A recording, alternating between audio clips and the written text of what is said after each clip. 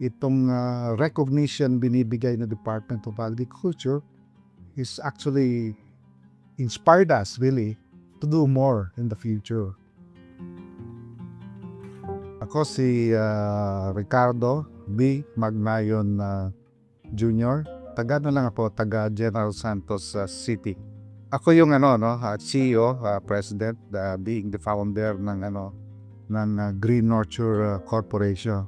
Don Ricardo Chocolate is actually yung brand name ng aming produkto.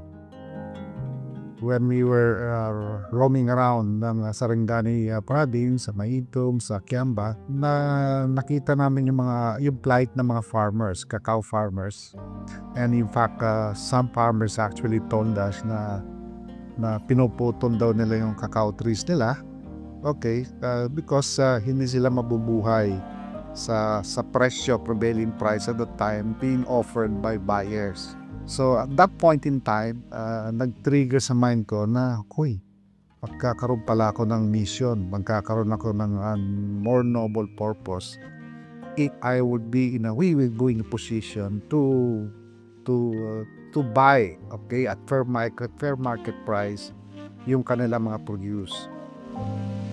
Sabi namin ni Mrs. is kung pupunta tayo sa negosyo nito, we have to make sure that magkakaroon ng delightful experience yung mga customers natin pag may wow factor. Yun yung pinaka-objective natin, because otherwise kung wala wow factor ating mga chocolates, then therefore hindi mare-recognize yung ating brand.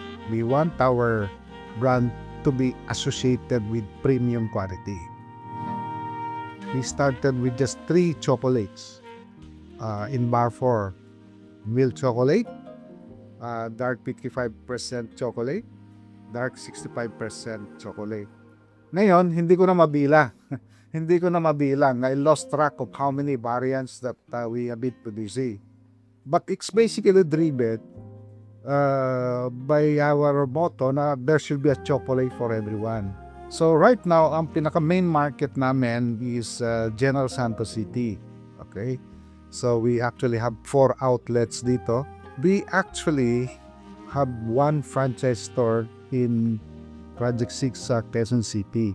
So in fact, probably May 9, magkakaroon ng franchise store sa Pangasinan. Okay, Pangasinan. And probably susunod-sunod yan within the next 2 years. There's a possibility na mag-export kami sa Paris, France, as well as sa Australia. As we go on, I realized na other than farmers, we're actually generating employment dito sa community where we operate. And was quite happy dahil parami na yung natutulungan namin na unemployed. We are really very thankful and we really appreciate na nag-recognize yung ng DA ang mga efforts na ginagawa ng namin as a business, as an agri business.